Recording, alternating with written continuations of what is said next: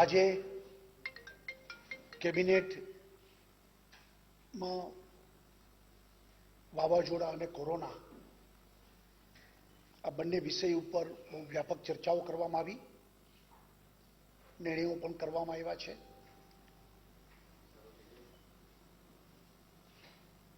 17મીએ રાત્રે વાવાઝોડું પ્રવેશ થયો.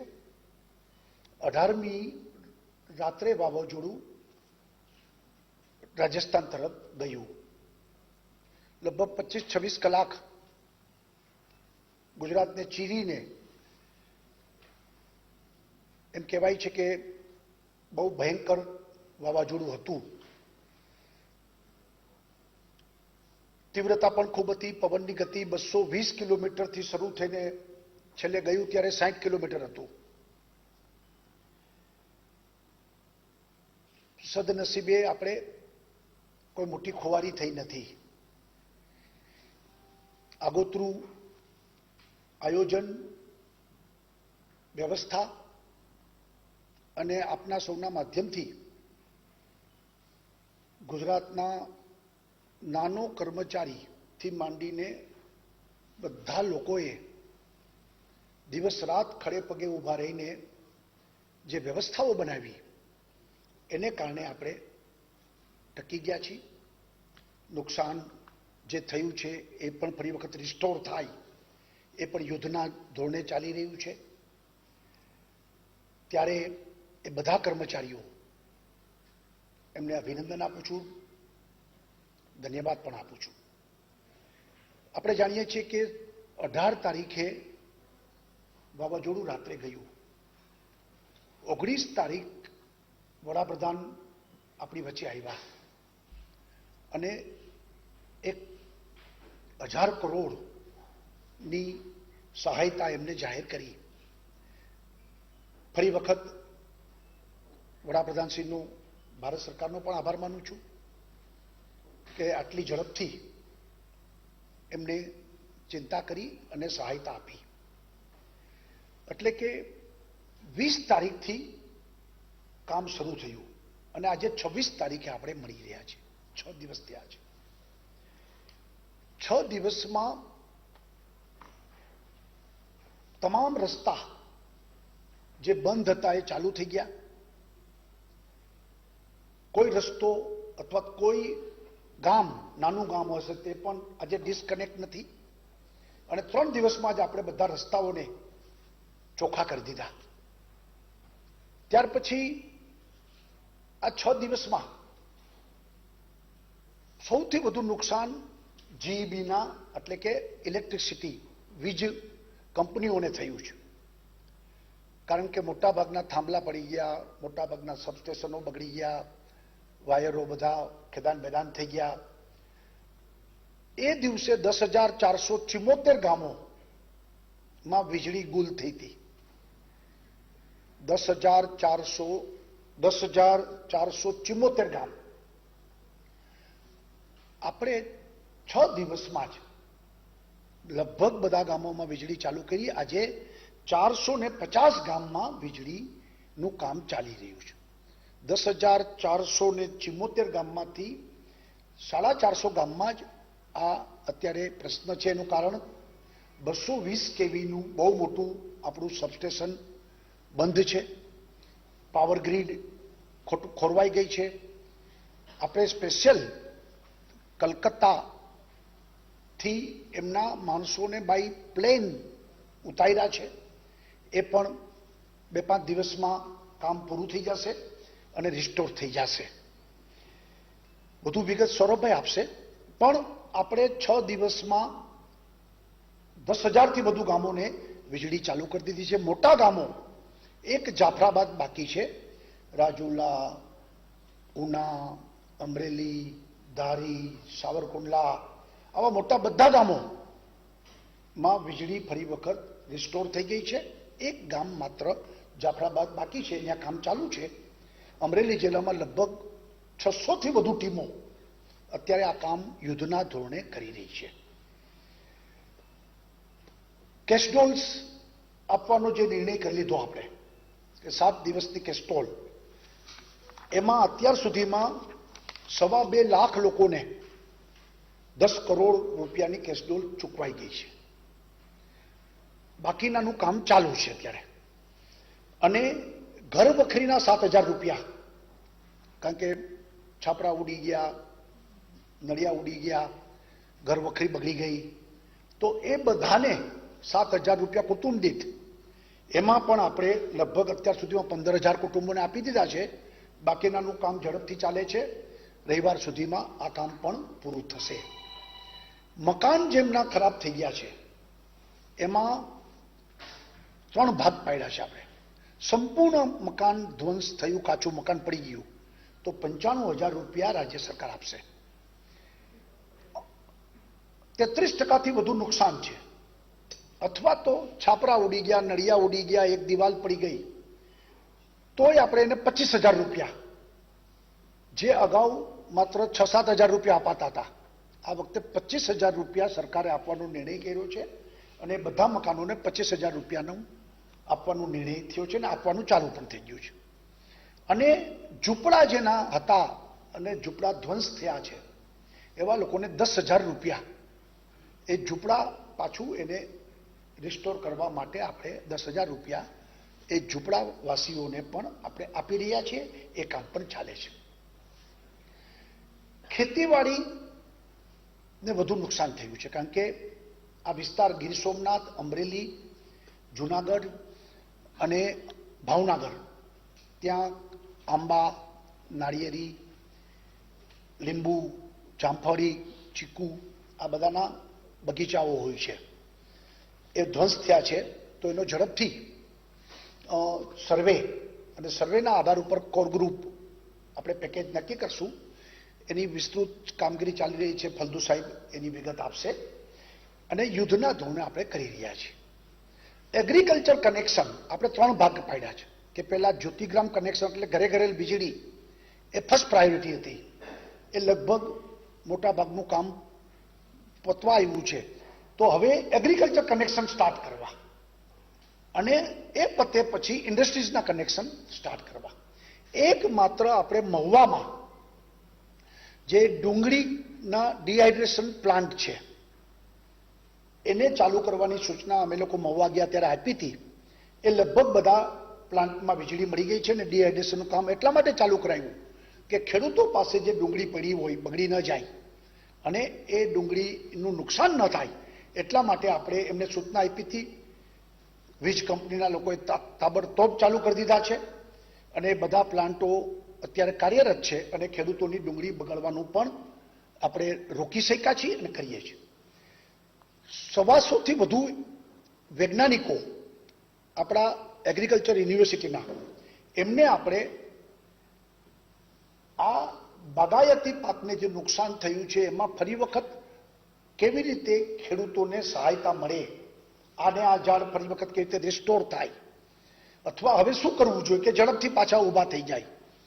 તો એ બધા લોકો છેલ્લા 4 દિવસથી સ્થળ ઉપર ખૂબ સુંદર કામગીરી કરી રહ્યા છે. 2 દિવસમાં જ અહીંયા એમની એક લાંબી એક જોઈન્ટ મિટિંગ થશે, અને એના આધાર ઉપર એક્શન પ્લાન રાજ્ય સરકાર બનાવી, અને આવનારા દિવસોમાં આ બધું ઝડપથી ઊભું થાય એની પણ ચિંતા રાજ્ય સરકાર કરી રહી છે. લગભગ ગીરના જંગલ અને આ વિસ્તારના અનેક ઝાડો પડી ગયા છે. બહુ મોટા જૂના વૃક્ષો પણ ધરાશયી થયા છે. એટલે આજે કેબિનેટમાં નિર્ણય કર્યો છે કે જે ઝાડ પડ્યું છે ત્યાં ફરી વખત ઝાડ ઉગાડવું, અને એના માટે પણ ઝડપથી ઉગી જાય. પછી જેપનીઝ થિયરી હશે કે પછી ઘનિષ્ઠ વૃક્ષારોપણની થિયરીઓ હશે. એના એક્સપર્ટો સાથે, આ વૈજ્ઞાનિકો સાથેની બેઠકમાં જ એનો એક્શન પ્લાન બનશે. જ્યાં ઝાડ પડી ગયું ત્યાં ફરી વખત વૃક્ષ, એ મંત્ર સાથે અમે લોકો આવનારા દિવસોમાં વૃક્ષારોપણનું આયોજન મોટા પાયે એ થશે. દર વખતે આપણે લગભગ જૂનમાં આ આયોજન કરતા હોઈએ છીએ.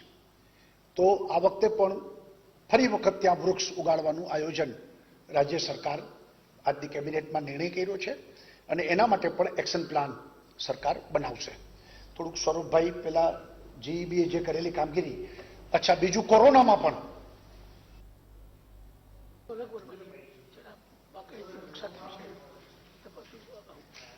એ કહી દે, છેલ્લે કહીએ. શું કરવું છે તો ત્યાં લઈ લો, માઇક લઈ લો, સૌરભભાઈ પાસે લઈ લો.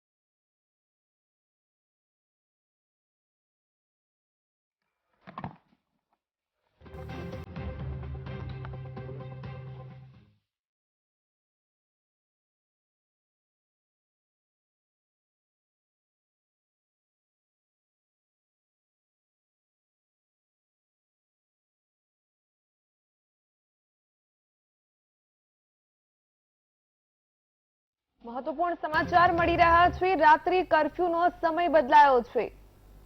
રાત્રિના 8ની જગ્યાએ હવેથી 9 વાગ્યાથી રાત્રિ કર્ફ્યુ લાગશે. મુખ્યમંત્રી વિજય રૂપાણીએ કહ્યું, જે પ્રકારે જાહેરાત તેમણે કરી છે કે રાત્રિ કર્ફ્યુનો સમય બદલી દેવામાં આવ્યો છે. જે અત્યારની પરિસ્થિતિ છે તેને ધ્યાનમાં રાખીને હવે રાત્રિના 8ની જગ્યાએ હવેથી 9 વાગ્યાથી રાત્રિ કર્ફ્યુ રહેશે.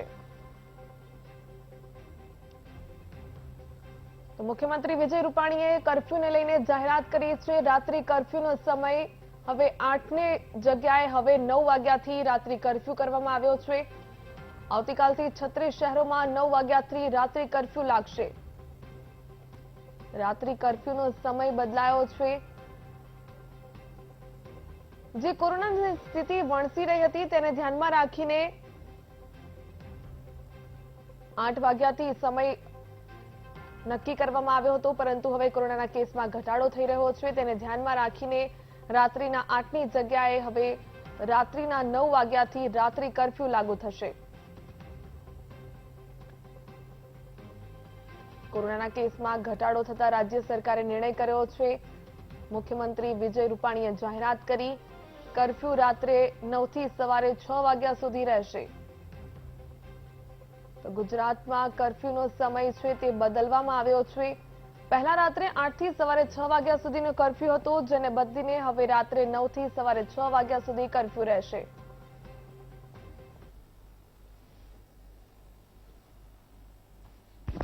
ડિસ્ટ્રિક્ટમાં 7, અમરેલીમાં 7 અને ભાવનગર ડિસ્ટ્રિક્ટમાં 1 છે.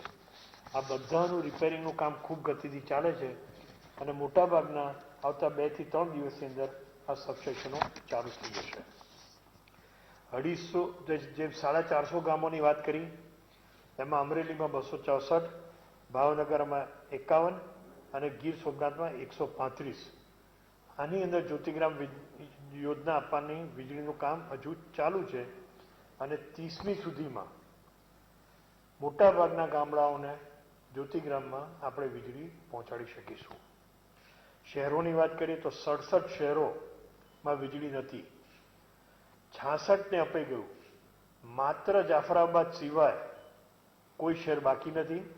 રાજુલામાં બી આજે વીજળી અપાઈ ગઈ. ઉનામાં બી 90% વિસ્તારને વીજળી અપાઈ ગઈ અને જાફરાબાદને આપણે 28 સુધીમાં ચાલુ કરવાનો આપણો લક્ષ્યાંક છે. આદરણીય મુખ્યમંત્રીશ્રીએ જે શરૂઆતમાં અમને સૂચન કર્યું હતું, માર્ગદર્શન કર્યું હતું, એમાં નક્કી કર્યું હતું કે પ્રાયોરિટી આપણે કોવિડ હોસ્પિટલને આપવાની છે, વોટર વર્ક્સને આપવાની છે, ઓક્સિજન પ્લાન્ટને આપવાનું છે અને મોબાઈલ ટાવર્સને આપવાનું છે. અને એ પછી જ્યોતિગ્રામ યોજના અને કૃષિ. વોટર વર્ક્સમાં મોટાભાગના બધા જ વોટર વર્ક્સ આખા રાજ્યમાં ચાલુ થયા છે.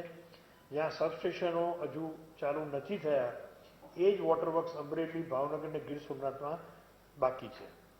કોવિડ હોસ્પિટલ્સમાં બી બધી જ કોવિડ હોસ્પિટલ ખાલી 4, એમાં બી રાજુલાનું તો આજે ચાલુ થઈ જશે. ખાલી માત્ર જાફરાબાદની હોસ્પિટલ કોવિડની બાકી રહેશે. પરંતુ ડીજી સેટથી એ હોસ્પિટલનું કામગીરી કોઈ જગ્યાએ અટકવા દીધી નથી અને સરકારી તંત્રોએ બધી જ કોવિડ હોસ્પિટલમાં ડીજી સેટ્સ પહેલેથી મુકાવ્યા હતા અને એ ડીજી સેટ્સના કારણે કોઈ બી પેશન્ટને તકલીફ પડી નથી. ઓક્સિજન પ્લાન્ટની વાત કરીએ તો 26 ઓક્સિજન પ્લાન્ટ એ વિસ્તારમાં હતા અને બધા જ ઓક્સિજન પ્લાન્ટ આપણે પહેલાં શરૂ કર્યા, એના ફીડરોને વીજળી આપી અને આજની તારીખમાં બધા ઓક્સિજન પ્લાન્ટો ચાલુ છે. મોબાઈલ ટાવર 3057 મોબાઈલ ટાવરને ઇફેક્ટ થયો હતો અને 3057માંથી 3205 મોબાઈલ ટાવર બી ચાલુ થઈ ગયા છે. એટલે માત્ર જાફરાબાદ અને રાજુલા સિવાય મોટાભાગનું કામગીરી શરૂ થઈ ગઈ છે.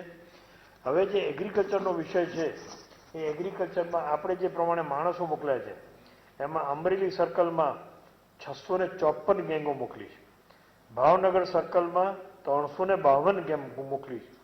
એટલે 1093 ગેંગ, જેટકોની 87 ગેંગ, એટલે કુલ 10,000થી વધારે કર્મચારીઓ માત્ર અમરેલી સર્કલ ભાવનગર સર્કલની અંદર કામગીરી કરી રહ્યા છે.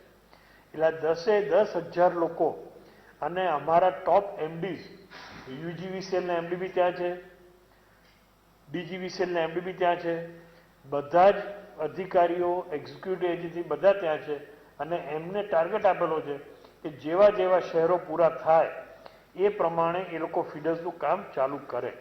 અને એગ્રીકલ્ચર ફીડર્સમાં બી વાત કરું તો 8,824 ફીડરો બંધ થયા હતા, એમાં 7,432 ફીડરો એગ્રીકલ્ચરના ચાલુ થયા અને અમારે વીજળીનો વપરાશ બી એગ્રીકલ્ચર ફીડર્સમાં દેખાય છે. માત્ર 1300 ફીડર જે બાકી છે એમાં અમરેલી, ગીર સોમનાથ, ભાવનગર, જુનાગઢ, બોટાદ, થોડા રાજકોટ વિસ્તાર, આ બધા પર કામ ચાલુ થઈ ગયું છે. એટલે એમાં બી અમારો લક્ષ્યાંક છે, આ કામ વધારે મોટું છે, ખૂબ મોટા પ્રમાણમાં થાંભલાઓ પડી ગયા છે. આજની તારીખમાં ખાલી અમરેલી જિલ્લાની વાત કરું તો રોજના 8,000 નવા થાંભલાઓ અમે અમરેલી જિલ્લામાં છેલ્લા 3-4 દિવસથી મોકલતા આવ્યા છીએ. એટલે આપ કલ્પના કરી શકો છો કેટલું મોટું કામ છે. અને અત્યારે તો ખાલી જ્યોતિગ્રામ યોજનામાં આટલું કામગીરીના થાંભલાઓ પડેલા છે.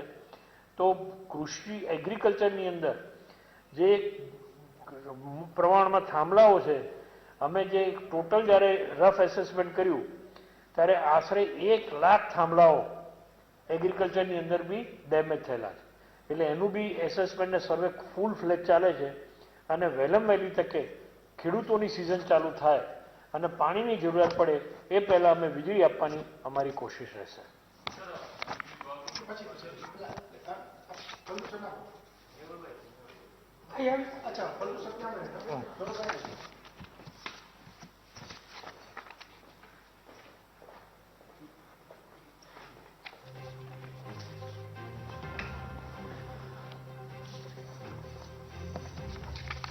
મિત્રો, આપ સૌને નમસ્કાર. તારીખ 17 મે થી 19 મે દરમિયાન ગુજરાત ઉપરથી જે તાઉતે વાવાઝોડું પસાર થયું અને જેને ગુજરાતના જીવનને, સૌરાષ્ટ્રના જીવનને, મધ્ય ગુજરાત અને દક્ષિણ ગુજરાતના દરિયાકાંઠાના તાલુકાઓના જીવનને ખૂબ જ આંચકો આવે એ પ્રકારે નુકસાન થયું. પરંતુ મને એ વાતનો આનંદ છે કે રાજ્યના માનનીય મુખ્યમંત્રીશ્રી અને નાયબ મુખ્યમંત્રીશ્રીની સીધી દોરવણી અને માર્ગદર્શન હેઠળ સંભવિત આ વાવાઝોડાની નુકસાનીઓને અને એની ભયાનકતાને ધ્યાનમાં લઈ અને પૂર્વ તૈયારીઓ જે કરવામાં આવી, જેને લીધે માનવહાનિ આપણે બચાવી શક્યા, જીવહાનિ પણ મહદઅંશે બચાવી શક્યા, એ આગોતરી આયોજનને કારણે સંભવિત થયું. જે પ્રોપર્ટીઓને નુકસાન થયું છે, ખેતીવાડીને નુકસાન થયું છે, એ તો આપણે બેઠા થઈ જઈશું ફરીથી, પરંતુ એક વખત જીવહાનિ થાય એ ફરીથી એની પૂર્તિ થતી નથી. એટલે સૌપ્રથમ તો રાજ્યના કૃષિ મંત્રી તરીકે મુખ્યમંત્રીશ્રીને અને નાયબ મુખ્યમંત્રીશ્રીને હું ખૂબ ખૂબ અભિનંદન આપું છું કે આવી ભયાનક વાવાઝોડાની પરિસ્થિતિને પૂર્વ તૈયારીના સ્વરૂપે કંટ્રોલ કરી અને એને કારણે આપણે માનવહાનિથી બચ્યા. જ્યાં સુધી કૃષિ વિભાગને લાગે વળગે છે ત્યાં સુધી વાવાઝોડું પસાર થયા પછી બાગાયતી પાકો અને ખેતી પાકોને જે રીતે નુકસાન થયું છે એ જોતા અમે પ્રાથમિક દ્રષ્ટિએ અમારા જિલ્લાના દરેક ખેતીવાડી અધિકારી બાગાયતી અધિકારીઓ પાસેથી અહેવાલો મંગાવ્યા અને અહેવાલો આવ્યા પછી એવું લાગ્યું કે ખૂબ ખાસું એવું નુકસાન થયું છે ખેતીવાડીમાં અને બાગાયતી પાકોમાં. એટલે માનનીય મુખ્યમંત્રીશ્રીના માર્ગદર્શન હેઠળ અમે રાજ્યના ગ્રામ સેવકોની ટીમો લગભગ 437 ટીમો બનાવી અને જ્યાં નુકસાન છે બાગાયતી પાકો અને ઉનાળુ પિયત પાકો ખેતીવાડીના પાકો જ્યાં વાવેતર થયા છે એવા જ્યાં વાવાઝોડું પસાર થયું છે એની સીધી અસરોથી નુકસાન થયું છે એવા વિસ્તારોનું સર્વેની કામગીરી શરૂ કરાવી. એટલું જ નહીં, આ વખતે માનનીય મુખ્યમંત્રીશ્રી અને નાયબ મુખ્યમંત્રીશ્રીના સીધા માર્ગદર્શન હેઠળ રાજ્યની નવસારી, જુનાગઢ, આણંદ અને દાંતીવાડા કૃષિ યુનિવર્સિટીના વૈજ્ઞાનિકોને માર્ગદર્શન આપી અને બાગાયતી પાકોમાં ઝાડ પડી જવા, ઉથલી જવા, ઝાડની ડાળીઓ ભાંગી જવી અને એને કારણે જે નુકસાન થયું છે એ પુનઃસ્થાપન કરવા માટે શું કરવું જોઈએ એ અનુભવી કૃષિ વૈજ્ઞાનિકોને પણ ફિલ્ડમાં મોકલવામાં આવ્યા છે. આજે પણ આ વૈજ્ઞાનિકો લગભગ 138 વૈજ્ઞાનિકો ફિલ્ડમાં જ્યાં નુકસાન થયું છે એવા વિસ્તારોની અંદર એ વિઝિટ કરી રહ્યા છે અને ખેડૂતોને માર્ગદર્શન કરી રહ્યા છે. માનનીય મુખ્યમંત્રીશ્રીની એવી લાગણી છે કે ગુજરાતમાં ભૂતકાળમાં ક્યારેય આવી ભયાનકતા અને તીવ્રતા અને ગતિથી કોઈ વાવાઝોડું આવ્યું નથી. એવી તીવ્રતા અને નુકસાનીવાળું વાવાઝોડું આવ્યા પછી રાજ્યની બાગાયતી ખેતીને જે રીતે નુકસાન થયું છે એ ઝડપથી પુનઃસ્થાપન થાય, પુનઃસ્થાપિત થાય એ માટે કૃષિ વૈજ્ઞાનિકોની પણ આ વિષયમાં મદદગારી લેવી, એમનો પૂરેપૂરો સદુપયોગ થાય એ રીતે કૃષિ વૈજ્ઞાનિકોને પ્રથમ વખત આ પ્રકારની કુદરતી આપદામાં પ્રજાની વચ્ચે મોકલવાનું થયું છે. જ્યાં સુધી બાગાયતી પાકોને નુકસાનની વાત આવે છે ત્યાં સુધી રાજ્યની અંદર લગભગ 86,000 જે અફેક્ટેડ એરિયા છે એમાં 86 લાખ જેટલા કૃષિ બાગાયતી પાકો એટલે કે વૃક્ષો આવેલા છે, જેમાંથી 16,40,400 જેવા ઝાડને નુકસાન થયું છે. મોટાભાગે 85 થી 86% જેવી સર્વેની કામગીરી પૂર્ણ થઈ છે. લગભગ 14 થી 15% સર્વેની કામગીરી બાકી છે, જે 1-2 દિવસમાં પૂર્ણ થવાના આરે આવશે.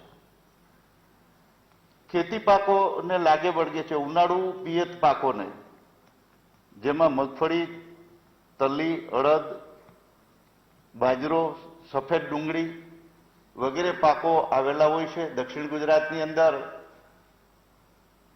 શાકભાજીનું વાવેતર કરે છે, વેલાવાળા શાકભાજીનું વાવેતર કરે છે, જે ટ્રેલિજ મંડપ દ્વારા એ પ્રકારના પાકો લે છે, જેમાં કાચા મંડપો હોય છે, અર્ધ પાકા મંડપો હોય છે અને પાકા મંડપો. એ મંડપો ઉપર વેલાવાળા શાકભાજીનો એ ઉપયોગ કરતા હોય છે. એટલે એવા ખેડૂતો અને કેળ પકવતા ખેડૂતો, જેને ગુજરાતની અંદર દક્ષિણ ગુજરાતમાં દરિયાકાંઠા વિસ્તારની અંદર નુકસાન જોવા મળે છે, આવા બધા જ વિસ્તારની અંદર અમારી ટીમો સર્વેની કામગીરી કરી રહી છે. મોટાભાગે સર્વેનું કામ પૂર્ણ થવા આવ્યું છે. કહેવાનું તાત્પર્ય ખાસ કરીને જુનાગઢનો શેષ ભાગ થોડો, ગીર સોમનાથ જિલ્લો, અમરેલી જિલ્લો વિશેષ અને ભાવનગર જિલ્લો એ મોસ્ટ અફેક્ટેડ એરિયા હતો અને એ વિસ્તારની અંદર સર્વેની આખરી તબક્કામાં કામગીરી ચાલી રહી છે. જ્યારે આખરી અહેવાલો સર્વેક્ષણના આવી જાય ત્યાર પછી માનનીય મુખ્યમંત્રીશ્રીની કક્ષાએ ઉચ્ચ લેવલની બેઠક થશે અને એમાં આવતા દિવસોમાં આ બધા જ અફેક્ટેડ એરિયાના ખેડૂતોને કેવી રીતે રાજ્ય સરકાર નિયમોના પરિઘમાં રહી અને મદદ કરી શકશે એ નિર્ણય માનનીય મુખ્યમંત્રીશ્રીની કક્ષાએ થશે. ધન્યવાદ.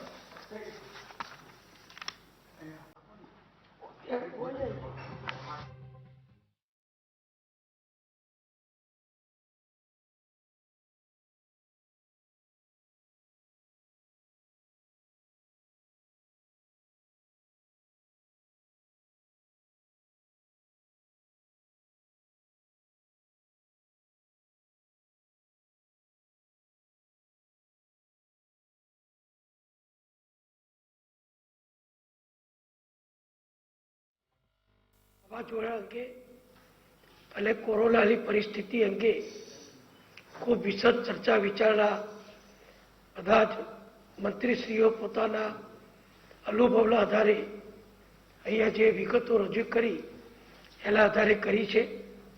આમ તો આપણે બધા જાણીએ છીએ પ્રમાણે માનનીય મુખ્યમંત્રીશ્રીની અધ્યક્ષતામાં દરરોજ અમારી કોર ગ્રુપની જે મિટિંગ મળે છે એમાં વાવાઝોડા અંગેની ચર્ચા કરવા અને એની પરિસ્થિતિને થાળે પાડવા માટે પણ કોર ગ્રુપની મિટિંગમાં કોરોના સિવાય વાવાઝોડાની ચર્ચાને પણ વધારાનો સમય આપી અને બધા જ અધિકારીઓ સાથે સતત સઘન ચર્ચા વિચારણા અને આખા રાજ્યમાં ખાસ કરીને જે સૌથી વધુ અસરગ્રસ્ત સૌરાષ્ટ્રના અને કેટલાક દક્ષિણ ગુજરાતના વિસ્તારો છે એને અનુલક્ષીને સરકાર બધી જ બાબતના પગલાં લઈ રહી છે.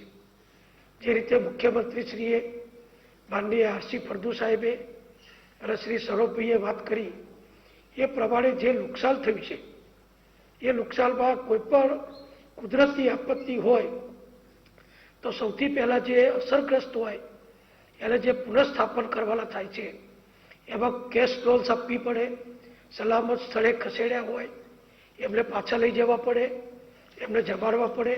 એ બધું કામ સરકારે સારી રીતે કર્યું અને બધાને લગભગ કેશ ડોઝ ચૂકવાઈ ગઈ છે. કેશ ડોઝનો હવે કોઈ વિસ્તારમાં ચૂકવવાનો કોઈ બાકી પ્રશ્ન રહેતો નથી. બીજા નંબર આપવાની થાય છે એમાં જેના ઘર વખરીને નુકસાન થયું હોય, જેના ઘરને અંશત અથવા વધારે નુકસાન થયું હોય તો એના જે ભારત સરકારના નિયમો છે એ પ્રમાણેની વ્યાખ્યા કરી અંશત નુકસાનવાળાને નુકસાન ચૂકવવાનું કામ પણ સરકારે ચાલુ કરી દીધું છે.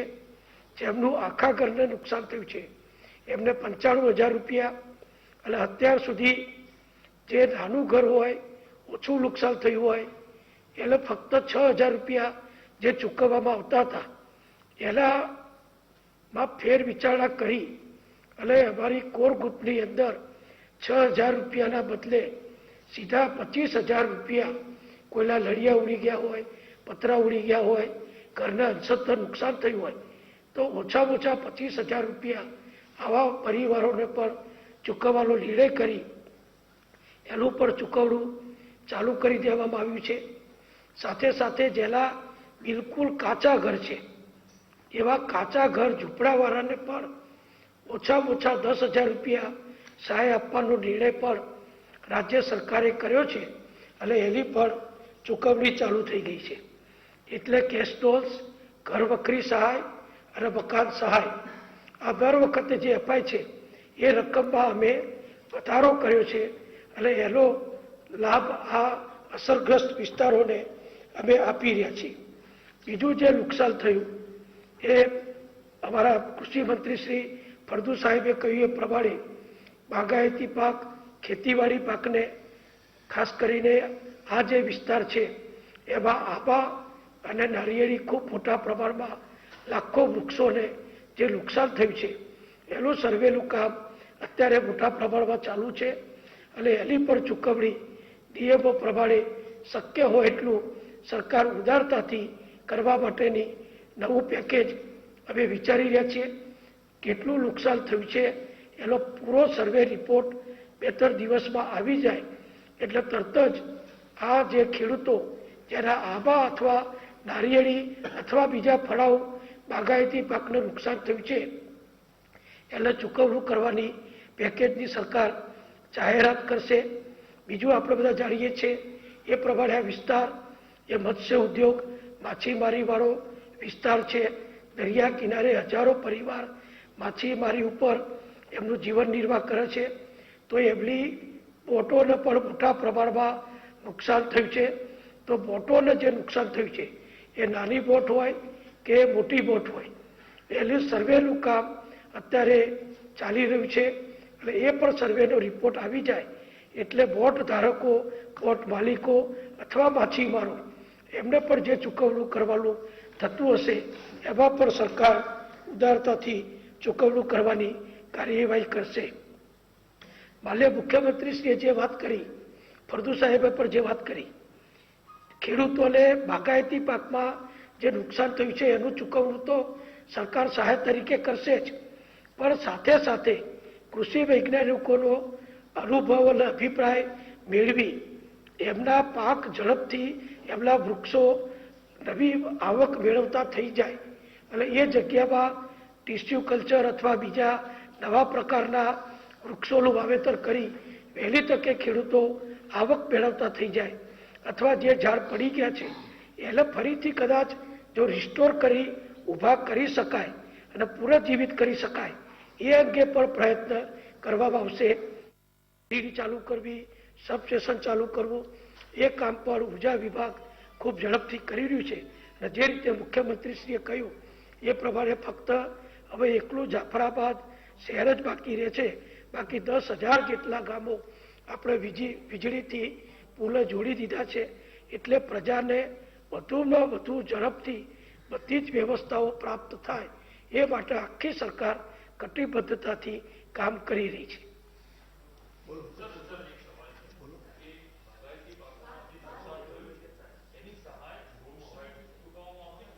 એટલે એ જ વસ્તુ ક્લિયર છે કે સર્વે રિપોર્ટ આવી જાય એટલે એક્ઝેક્ટલી કેટલું નુકસાન છે એના આધાર ઉપર મેક્સિમમ કેટલું આપી શકાશે સરકારી ધારાધોરણને ધ્યાનમાં રાખી અને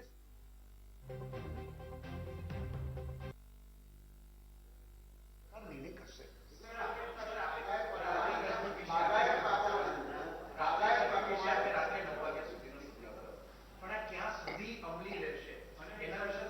શેનું અમલ?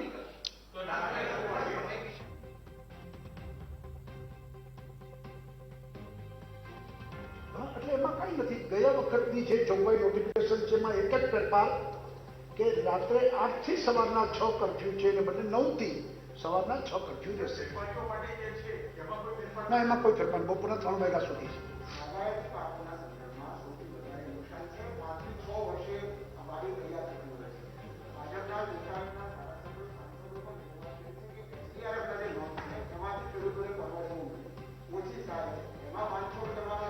કહું છું હજી તમે એટલે અવારનવાર એક જ જવાબ અમે આપીએ છીએ કે સર્વે આખો આવી જશે.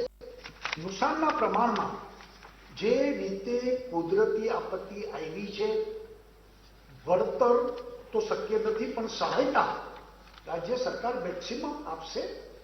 સરકાર પણ સંવેદનશીલ છે. સરકાર પણ બધી વસ્તુ અમે બધા રૂબરૂ ગયા છીએ, જોયું છે, જાણ્યું છે, નીચેથી ફીડબેક પણ લઈએ છીએ અને સર્વે જે આવ્યાના આધાર ઉપર અમે નિર્ણય કરશું. રાજ્યમાં સત્તાવાર કેટલા લોકોના મૃત્યુ થયા છે આ વાવાઝોડાને કારણે અને કેટલી સહાય તેમને ચૂકવવામાં? 6 લાખ રૂપિયા સહાય એને ટોટલ મળશે. 2 લાખ રૂપિયા પ્રાઇમ મિનિસ્ટર પોતે જાહેર કર્યા છે, 4 લાખ રૂપિયા રાજ્ય સરકારે જાહેર કર્યા છે, કુલ 6 લાખ રૂપિયા મળશે. કેટલા મોત થયા છે એ ફિગર દરેક આપે છે તમને.